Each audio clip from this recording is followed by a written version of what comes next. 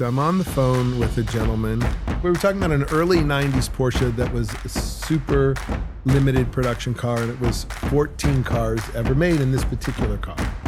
Going through the details, and this was a dealer buying for a client, not an end client. And on the phone, he said, you know, Todd, those cars are really not in favor right now because they're too rare. And I said, can you explain that to me? And he said, they're too rare. These new customers don't want to take the time to invest in the history of the car, the serial numbers, is that the original paint?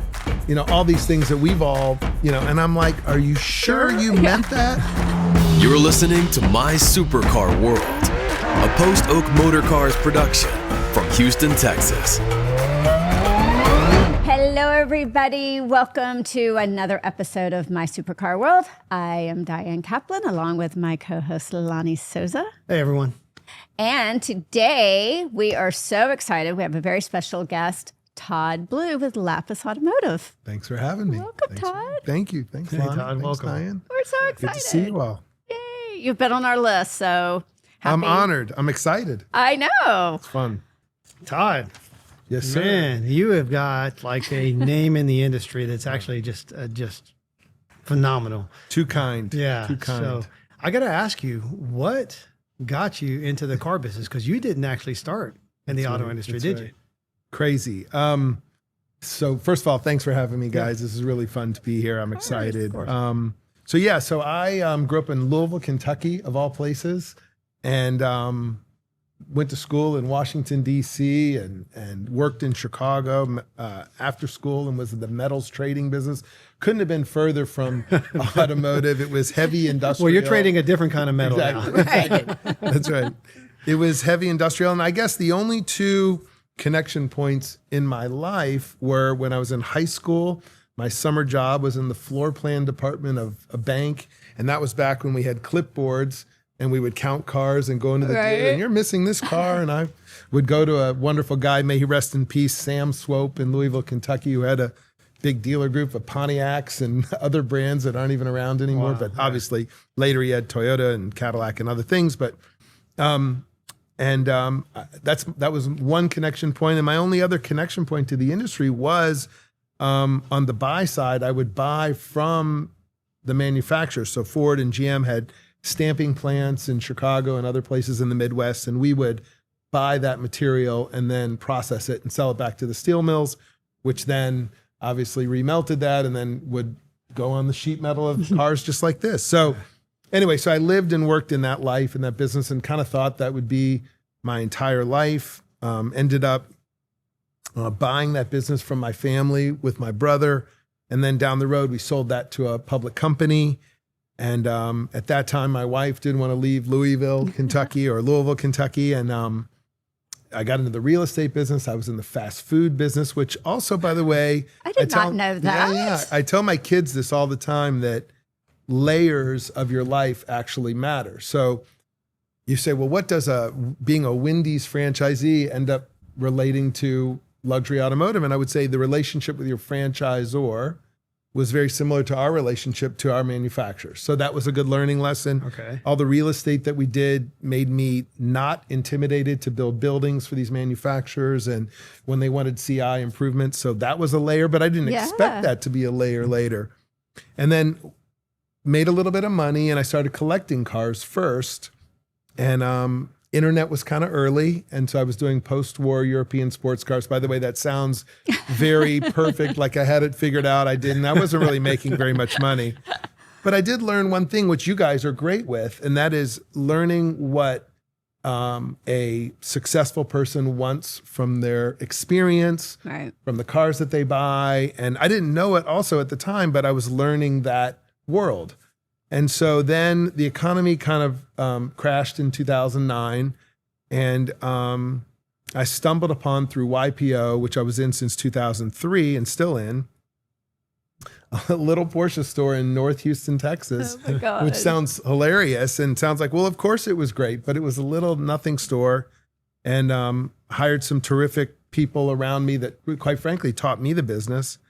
And then grew it, and we bought another store, bought Lamborghini, and then tried to really grow in Texas And then by that time, the Texas economy had improved so fast and faster than the rest. And so kind of opened my blinders and borrowed everything and bought 10 stores at once in that Rancho Mirage and Palm Springs market, which was kind of the next step. And then did more stores in St. Louis, Missouri, and then got some open points and just kind of assembled and was having a great time.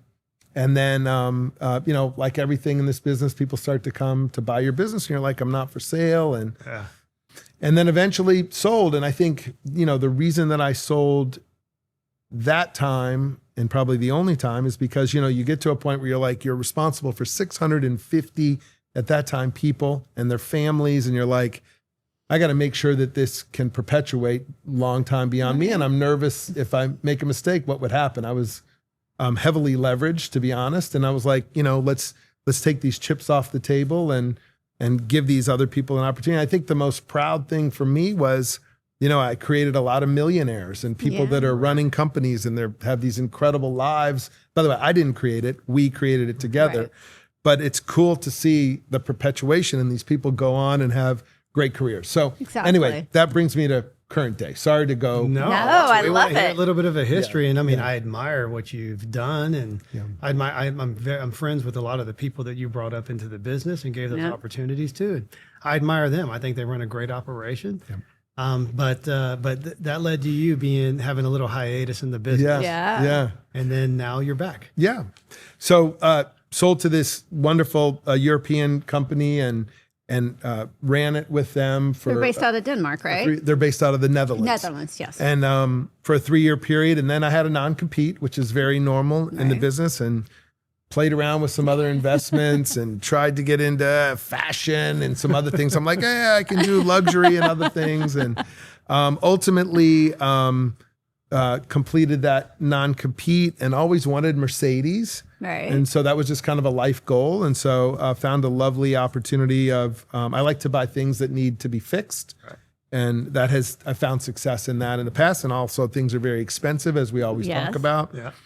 So it was a turnaround opportunity in a very small town, but I believe in the state of Arizona. So I bought a store in Flagstaff, Arizona, and renamed it Mercedes-Benz of Northern Arizona. And here we go again. So I've been about 1.5 years in and having a lot of fun and relearning the business in a post-COVID environment, which we can talk about, has been an interesting experience. Absolutely interesting. So, so for people who haven't been or have been in the business, but maybe haven't experienced COVID, pre-COVID numbers in the auto industry were not bad, right? I mean, I think the industry as a whole was probably selling 16 or 17 million new cars a year, which was a very healthy economy, plus probably 40, 45 million used cars a year, right? And so that was a healthy industry for us back then. Yes. Right.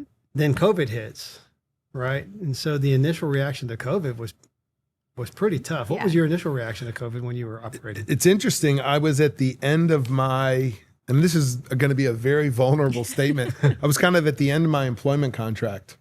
And I was like, whew, I'm like, got out of that one, and I was thinking to myself, boy, am I smart? And sure enough, you never know what's going to happen. And then just boom, it exploded. So you never know what's going to happen. But yeah, I mean, I would say, and you guys know this, everybody in the industry, I mean, I think the customers are different. The employment is different. The expectations are different. Yeah. Many, many things are different. And I do think the equilibrium is finding its way back and everybody's kind of finding their levels. Yeah. It'll be interesting to see what happens over the next year. But again, we can talk about the things that have been hard. I think recruiting people because of expectations of what people made during COVID versus a regular environment, and all kinds of things are different. And then they're starting to change. And I think what'll happen is you'll see the strong manufacturers will survive and stay committed, and they don't have it easy either. So I think we're in for some opportunities that I welcome and I'm excited about. Yeah. So let's talk about what stimulated COVID, because again, a lot of people don't know why. Why did COVID make the business all of a sudden skyrocket to this what was probably an unreachable level at pre-COVID? It was the inventory on the ground for almost every manufacturer, right? Yeah. It was gluttonous, wasn't it? Yeah. And so that meant that everybody had to be extremely competitive, right? Mm-hmm. And almost a race to the bottom to sell cars. Yep. And what COVID did was it shut down the supply chain. And so it basically corrected or auto-corrected the inventory levels across the board, which meant that now we didn't have to race to the bottom to sell cars. And then that turned into obviously more bottom line profit for the stores. And because the stores were making more money, the factories didn't have to incentivize them. So the manufacturers were saving money and making more money because they didn't have to put the trunk money or incentives associated with the cars. So then every store is selling the same or more cars at maximum profit, right? And then, so we were, and then everybody's pay plans were built on, they're all performance-based pay plans. So they're built on the bottom line, right? So all of a sudden everybody got pay raises overnight for a couple, for a couple of years. And it took a few years for the inventory to kind of flatten out. And then we were all wondering which manufacturer or manufacturers were going to get hungry again and want to start competing for market share, which meant more inventory coming to market, which meant margin compression, right? And so we were kind of waiting for that to happen before the economy took another trip and fall, right? And so now we have a glutton of inventory again, and not making, margins are being compressed, so not everybody's making the kind of money they were making before. And then here we are in present day, right? Challenges, which leads us to today's challenges, I think. I'm sure I left a whole bunch out. Some fun things that we've all talked about is, and then one more thing. You had people sitting at home, customers on the internet, getting paid with the government also stimulating, flooding the market with money. And stock market eventually going like this. It went down first and then up. And all eyes on this car world. And what do I do with this money? I can't travel, can't do this. And then, so it was this confluence of events. It couldn't have been a better situation. I mean, but it created a situation that's not real, in my opinion, long term. So it'll be interesting to see how all this comes back. And it'll be fun to welcome it.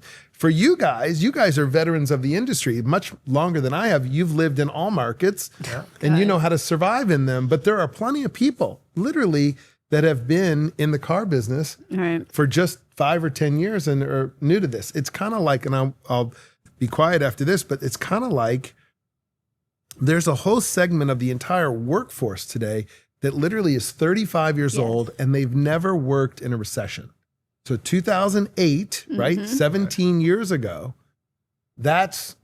you could work an entire situation and never have experienced a recession. They're like, things never go down. Like, this is normal. Like, so we were due. We were due. It's like a 13-year cycle, I think. And we bypassed that typical 13-year range and got past it, and here we are now. Yeah, very interesting.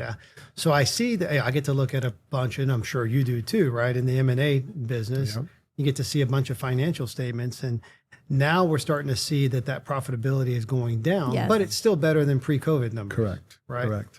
So with that combination of the EBITDA is going down, which means blue sky should go down with it. What does that mean for M&A? Are you back in the acquisition phase, or is now the time to start looking to buy dealerships? Or are you looking to get back in? I'm looking a lot. I'm offering almost always. I'm trying to place numbers where and Diane and I were talking about, what goals, and we can all talk about it. What goals are next, and what do you like, and what do you want to do? I would say I am kind of still. I think it's impossible to compete with the publics if they're going to just continue to present to Wall Street that we just want to have 50 billion in revenues and that's our goal. And then Wall Street thinks that's great. And Wall Street forgets that this industry is cyclical and things can go up and down, and nobody punishes these share prices based on looking at the real sector. So until that kind of stuff calms down, I think the opportunities are going to be niche, or a seller that likes you because you're private, or you can act quickly, or you've earned their trust and relationship over time, all of which are real things. But if we're all just kind of thrown into a commoditized M&A environment, I think the publics for now are going to win until they don't. And then when they don't, they just back off of everything, and then the real opportunities present themselves. Well, do you want to talk? I mean, because we kind of glanced over Lapis Automotive. So nice. Yeah. I know. Obviously, I think of a few things of where that name came from. Do you want to go into it? Sure. Well, Lapis is a blue rock. Right. My last name is Blue. So I was kind of thinking, what's the next way I can continue to associate with blue? And it's fun. Also, Lapis has the letters mean things. So luxury, access, performance, innovation, and service. Yep. And my favorite thing in the world, also my kids love this about, look, I'm not going to say they love this about me. They make fun of me because they know my favorite thing in the world is access. But I really do believe that access is the ultimate luxury. Right. So I think, like, especially for our customers, your customers, they want to get behind that velvet rope. They want to be invited to the right event or party or have access to paint to sample this or limited production that. And so that's really, I think, what I want to be involved with for my customers, which is also why, and I think you're the same, and I know you're the same, I don't want to buy every store just for everything. I want to be involved in things that are unique and authentic. But from an access perspective, it's fun to be able to provide that luxury and make people feel special and like mean it. Right. And so that's my favorite part of what we want to try to do. And again, from a current perspective or right now perspective, I think Mercedes was a great start. Yes. It's strong brand, incredible leadership, committed financially, understands Great product, understands how to adapt to this marketplace. Too much electric, adapt, readjust. They did a great job, I think, quicker than others. And I think, thank God, and maybe it's a little lucky also, I think 30 to 38% of Mercedes production, also BMW, is made in America, which has helped. Right. And so we'll see how the tariffs thing. So they are in a good position on that. So we'll kind of see how that goes. But yes, want to grow under Lapis, want to do good things. I think we'll put a pun intended, a hybrid of things together to create a luxury company that does maybe not just automotive, but some other fun things. Oh. Right. Okay. So Lapis does that. So basically that does that box you into basically just luxury and ultra luxury type dealerships? It's a great question. I would love, look, my most successful and wealthiest friends in the car business are Toyota dealers by far. They have the biggest airplanes. They have the most successful, and they love their partnership with Toyota. And I admire that. And I would love to maybe be a part of that. However, when I think about a value add, I'm not quite sure if I'm being honest with myself and kind of humbled that I understand how to do that as much as I do with luxury. And I think you can't be everything to everybody. At least I don't think I can. I know I can't. And so, and I also, Diana and I were talking about this before the show. I want to, at this point, I'm 56 years old. I want to go to work every day and really love what I'm doing and be totally excited about it. Locations that you like. And locations that I like. About. And so, I mean, that's just my personal goals. I'm not even saying that that's a business model or that's great. I just kind of know what I want to do next. And I think I could create a great environment for my customers because of that. Yeah. Yeah. That's do what you know, right? I mean, stick with what you know in some cases. I mean, I think that,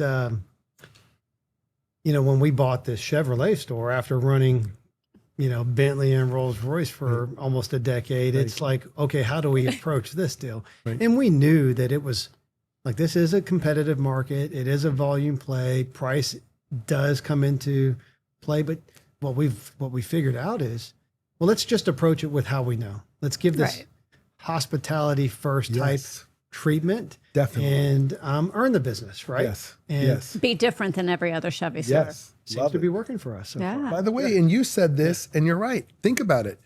Suburban, Corvette, etc.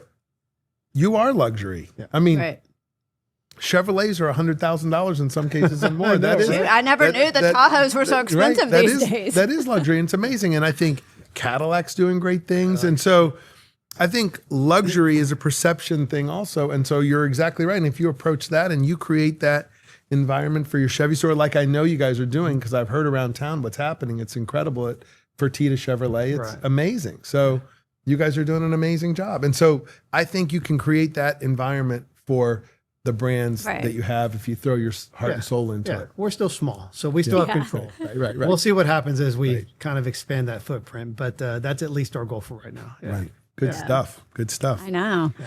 Well, I mean, we talk a lot about the client experience, and it's something that all three of us are passionate about. But how do you see that evolving over the next 5 to 10 years, different than the way it is now? It's really interesting. Kind of had a funny experience the other day. So I'm on the phone with a gentleman, and we were talking about, I won't be too specific, but we were talking about an early 90s Porsche that was a super limited production car, and it was 14 cars ever made in this particular car. Going through the details, and this was a dealer buying for a client, not an end client. And on the phone, he said, Todd, those cars are really not in favor right now because they're too rare. And I said, can you explain that to me? I didn't understand what he was saying. And he said, they're too rare. These new customers don't want to take the time to invest in the history of the car, the serial numbers. Is that the original paint? All these things that we've all, and I'm like, are you sure you meant that? And he said, yes. He goes, because these are his words, not mine, these kids on the internet that are buying these exotic cars, they want it right now. They don't care where they buy it from. They'll pay more. And then they're mad when the car 2 years later goes down in value. They say, oh, we're going to lose money on the car. I was like, well, how much time did you spend thinking about it, studying, investigating the car? Now, that's a little different than new cars, but in the classic world, I'm a little concerned. So I do think the customer is changing. I think we have to adapt to these fabulous, I'm glad that young people are passionate about these brands. And I think there has been a concern, will kids care, what young people care about cars? And it definitely they are, which is a good thing, but we got to kind of address. But for the right reasons. Exactly. Yeah. So, yeah. Interesting times. Well, that kind of, but you know what? What are there? 340 million people in this country? I mean, there's going to be hopefully plenty of. Yeah. Let's hope. There's going to be plenty of people, I think, in every bucket. Right. And that's the classic world. It's it may small. be big because you deal with it on a daily basis. It's small. We did, but it's a small world at the end of the day. I mean, just like the ultra luxury world, it seems like it's very competitive and you can buy all over the country. But I mean, when you look at Bentley probably sells 4,500 new cars a year. Right.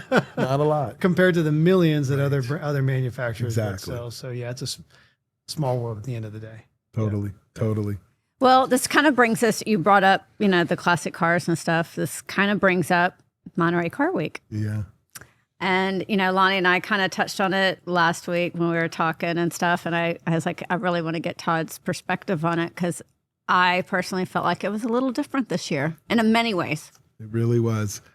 I mean, so first of all, I'm going to age myself. I was going to Monterey Car Week long before I was in the car business. So I don't know if it's my 25th or 26th year in a row, other than the 1 year COVID was off. And I don't want to sound snobby. It's the furthest thing, but here's my perspective. So here's a comparison. So Wimbledon's a tennis tournament, and they still require the players on the courts to wear all white. And, they can't wear orange and yellow and purple and all these things. And some people say that's snobby and rude and they need to change with the old fashioned, change with the times. I think it's great. I think in some cases you need to protect tradition. I think tradition is important in life, in so many categories of everything. And then in the car world, I think it's really important also to celebrate these great brands that we're fortunate and have the honor to represent. So this year, it was so visible. And I know it's been talked about a lot, but I mean, I was shocked at the numbers, the giant numbers of people, the different kinds of people. And again, I'm saying this simultaneously with saying, thank God there's young people that are excited about the car world. But I do think there is a difference between Pebble Beach and the kind of things that happen, what I would call on campus at Pebble Beach, and then everything else, which is kind of Monterey Car Week. Not bad, it's just different. So other than the quail and the auctions, I'm not quite sure it's remotely the same thing as we were talking about. On the flip side, Saturday night at RM's auction was one of the most exciting nights in a decade or two, and the action and the alive. And that was a mixture of both young and old, and that was fun in the room. And they were competing in different segments of the car. So I do think it's evolving, but I think it's okay that Pebble works to continue to protect the integrity and the history of what they created and not alienate the young or the newer collectors and the newer passionate people. But I think it's two separate things. I think it's so too. Yeah. I mean, it's a heritage, right? And I mean, we haven't been going near as long as you have. It's been 8 years with the exception of COVID, so 7 for us. But it was notably different this year. As a matter of fact, without getting too much into detail, it was so different that we actually, before we left, we decided to pause on next year. Yeah. Interesting. Right, and take a break. Right? Yeah. And maybe let it settle Calm down. calm down, and then maybe we'll go back and it'll create that kind of reinvigorate, what we thought was so special about it. Prestigious about it. So I think that actually we're looking at next year, instead of doing Monterey Car Week, doing Villa d'Este. Nice. Or a Festival of Speed. Or Festival of Speed. Both of those are great. Because I've never been to Festival. I know you love it. Yeah. Villa d'Este is amazing. Yeah. I think you're smart. And you're right. Different experience for our clients. Yes. Right? Yes. Yeah. I think because we took a handful of first timers and sold it based on all of our past experiences. And then we ended up overselling it and under delivering. And it was like, oh. That's honest of you. And I don't think it's you. I think that's everybody. And it was out of our control for sure. Exactly. But I mean, also another thing is how expensive it's gotten for what you get. It just. Agreed. Well, which was part of us overselling. We had to sell a very high dollar package, but weren't able to deliver, I think, on what the expectations were for that. And remember that customer that wants something special wants that access that we talked about earlier. And if it just becomes benign or commoditized, then I'm not quite sure that's what we're striving for. So I've never been to the Festival of Speed. I want to go, and I love Villa d'Este. It's the best. And I do think that Pebble is still the Super Bowl, and so they can protect it. But again, without being elitist or separatist, I do think Pebble Beach is different than Monterey Car Week, and they got to continue to protect the brand that they created. Right. Let Pebble Beach still. Monterey Car Week can be what it is, and it can have all kinds of ancillary opportunities. But we're talking specifically about the heritage of Pebble Beach. Exactly. Right? Yeah. While you were there, were there any particular cars that stood out? It's funny. By the way, can I just say one more thing about that last thing? What also was funny is, but it's something to think about. A lot of the people that were, gosh, I'm going to age myself when I say this, but speeding around town and burning their tires and doing all this kind of stuff, they're like, there's an event on Sunday? They don't even know. I know, they don't even know that a Sunday, which I'm like, whoa, that's crazy. No, you're right. There's so many people that are like, oh, what's on Sunday? What's on Sunday? It's the whole ending to this whole. It's the whole reason we're here. It's the whole reason we're here. Yeah, exactly. Like it all started with this. Exactly. It's amazing how much they don't even know. Yeah. But to answer your question, cars, at least at auctions, and then we can talk about new cars, but cars at auction, was just, mine was blown, whether it was that charitable car that was sold. Oh, that Ferrari. Unbelievable, the price. And the story behind that was crazy. Or what people are buying and how they're buying, cars that were $80,000 3 years ago were $800,000. And you say, but then you look back and you see who's buying it. I'm like, what? Are you sure this isn't Bitcoin? Like, be careful, And so it's quite interesting. And then on the new car side, I thought there were some good launches. It'll be interesting to see, I think time to market is key. Do you come out too soon and show a car that won't even hit for 3 or 4 more years? Or do you bring it in, like the watch companies as an example, whether it's Patek Philippe or Rolex, their new philosophy is, when they show a watch, if you are the customer that's in line, it's coming by Christmas. It's not They're not 2 or doing 3 these years like away. concepts kind of thing. So, yeah. And another thing too, we kind of touched on is, especially at Quill, all these like one-off niche brands, like, is it getting over? I mean, just like random, like there was another company there that, redoes old Porsches. And then there was one that's, I just feel like there was a lot of those, like new supercar brands, and without naming names, right? I think it's dilutive. But some that are just never going to really make it. I mean, You're how right. many do we need? It's dilutive, and I think they need to be careful too. Yeah. For And sure. again, it's great, but I think this weekend has got to still be something special. I agree. Like, again, hate to keep going back to tennis metaphors or comparisons, but there's the big four tennis tournaments, right? And then there's everything else. That's fine. There's everything else, but you really need to protect this as a gem of a weekend. And I think I agree. they need to look in the mirror and say, what do we want to be? Are we going to protect this? So Understood. So tell me what's next for Lapis. yeah, no, Or can you talk about it? sure. No, I'm really excited. I'm hungry. I think, I'm excited to grow with Mercedes. I'm excited to grow with comparable brands. It's no secret. I love Porsche. I love BMW. I love the brands that I represented before, had the honor to do so. Lonnie and you and the people that are sitting in our chairs, we all pretty much see the same deals and see them come and go. I'm truly going to stay focused on where I think I can add value. I'm going to put a fake city because it's not this, but if it was,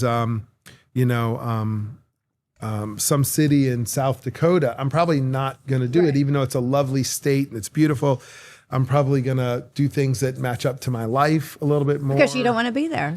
Too. I want to be excited about the community. I want to grow. So I'm going to probably focus on that as a next step. Definitely focus on brands I can be passionate about. And then also focus on brands that are investing their capital, like at the highest levels, and are committed to this industry forever, and are not cutting back their budgets. And then what we talked about, which is if electric's not working or whatever's not working, please have the courage and flexibility to adapt and cut back production. And it's okay. Like, you don't just have to keep going, like adapt and change quickly. It's a mistake. Let's change it. Yeah. Right. And we understand electric is coming. Yeah, of course. Right. It just doesn't have to come as fast as Don't force it. It was forced, which kind of puts us into that kind of pre-COVID world where it was push the inventory out, then find a way to sell it, right? Yeah. Build what we want to build and then incentivize consumers to buy it. And then it should be build what the consumer wants to buy, right? And then make it better and better, right, as you go along. But it's true. Yeah, it's so with do you have any current opportunities that you're hoping and wishing? Yeah, I'm actually, I have one due. What's today? Today's the Monday.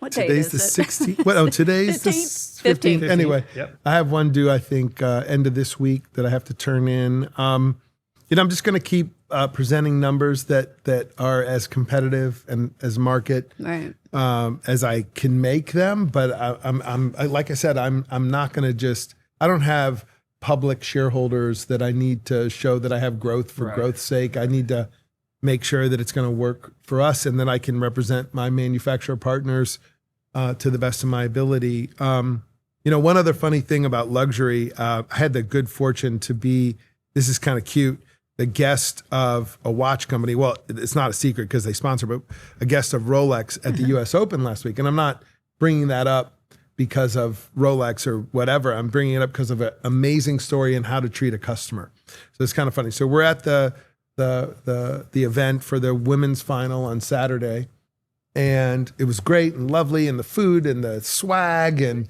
the transportation and everything was 5-star, first class. Plus, I was like, exceeded all expectations. And all of a sudden, I noticed there was a little bit of scurrying around in the suite, and they were kind of looking over to us, and I'm like, uh-oh, something's going on. And so then they come over to us and they say, we got some bad news. We're going to have to take your suite tickets for tomorrow's men's final. And we were like, and of course, we're their guests. At first, we were like, understand. And they say, but the good news is, and they like moved us to these incredible, like third row seats on the baseline, and it was incredible. And this is the funny part of the punchline. The punchline was they needed the seats for the president and his entourage. Oh, so they kicked us out. So we're like, oh, that's cool. But here was the lesson. The lesson was they pulled something from us and said, what do you do to a luxury customer? I think they met our experience way better. So for example, like they served us, they came over, they brought us back into the suite after he left after the match. We got to meet Alcaraz and take a picture with him after he won. And I mean, I was like, I'll take that. Yeah, that was better. My point in that is sometimes in our business with luxury cars and with what happens, and if a car's not available or you can't get the paint to sample or you got to wait a little longer, it's an opportunity. It's not an obstacle. And again, if a customer is in it for the long haul and they're good people, I think you can make situations better. And that's what I'm going to try to do with Lapis. I want to create luxury experiences that just blow people away. And I love your all's idea of saying, hey, Pebble's great, Monterey's great, but we'll try Villa d'Este or we'll try Festival of Speed. And like, people are like, oh my gosh, really? Let's do it. Like, so brilliant, brilliant ideas. And I think we can take these negatives or perceived negatives and turn them into positives. Always. Absolutely. Yeah. Absolutely. Always. Okay, switching gears. Yes. Last question. Yes. Well, last set of questions. Yes. Right? Yes. AI. Yeah. It's it's the newest, latest, and greatest thing for everyone in every industry. Yeah. Right. And every time you turn on some automotive type of news, that's all you see. What's your take on it? First of all my managers and people probably hate me because I turn them on. I'm like, are we doing this? Are we doing this? And I'm forwarding and I'm like freaking out, and I'm an old man and I don't know. And they're like, relax, we're on it, or we're doing this. I definitely think it's for sure. I mean, it's here. It's here, and it's everything that, all the things that electric wasn't. And what I mean by that is, and like all that forcing of that. Right. AI is the exact opposite. Going to deliver. Like, it's real. It's going to be here. It's great. So yes and yes. However, the human touch, the human experience, like people still want connectivity to a human being. Especially in the luxury world. In the luxury world, for sure. So finding the ability to use those tools and maximize the comfort and experience. I mean, another luxury for these wealthy people is time. The ultimate luxury is time. So if you can save them all that stuff, but they still know they can call Lonnie or Diane and they still feel special. I mean, you guys know that better than anybody. I mean, you've been doing it your whole career. So I think you got to have the mix. I do think AI, though, is different than, I'm comparing it to electric. It's not like a thing. It's like, that's food and you need food and water to live. Right. And AI will be sustenance that you're going to have. I think if anything, it's going to, I think it will replace some things for sure in the dealership world, which is probably needed. Yeah. But I think if anything, Lonnie and I both recommend learn it, because you're going to be more valuable if you know it.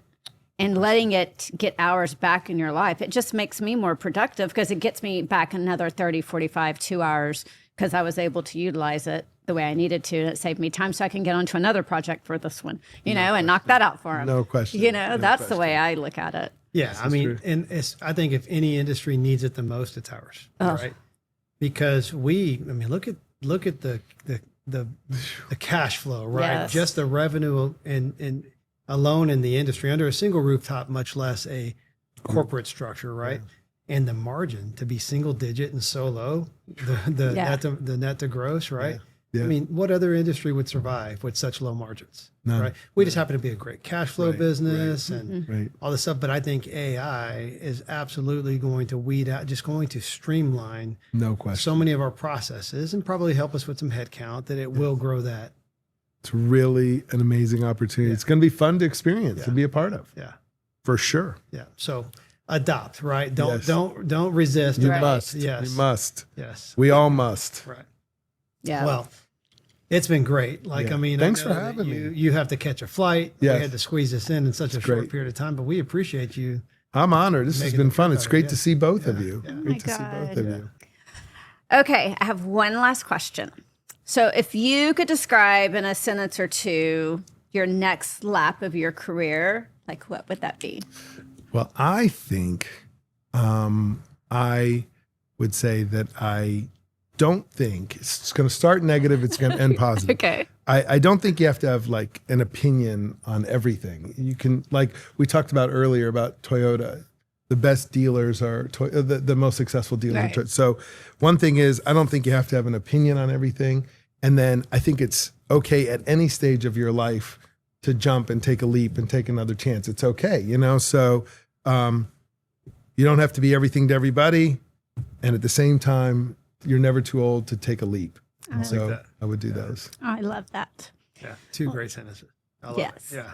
Well, Todd, thank you again so Thanks much. I know you need to Great catch to a see you. flight Yeah, and thanks for get having off me. to your store. I'm assuming you're going to Flagstaff. Going to Arizona. Go Yep. check on Yes. the team there. Yes. Do you want to share the contact information, website? Oh, that's so nice. So we're MercedesArizona.com. Name of our company is Mercedes-Benz of Northern Arizona. And yes, we will ship all over the country, Mercedes, wherever you want. So He's already earmarked the new convertible G-Wagon for me. Just kidding. very excited about that car. Very excited about that car. All good. Well, thank you Good again. to see you all. Thank you, everybody, for tuning in for another episode of My Supercar World. You can find us wherever you get your podcast or watch us at My Supercar World on YouTube. Lonnie, like to say goodbye? Hey, goodbye. Thanks again for everybody's time. We appreciate you watching this show, and we'll see you next time. Bye. My Supercar World is produced by Post Oak Motor Cars, where opulence reigns supreme in the heart of Texas.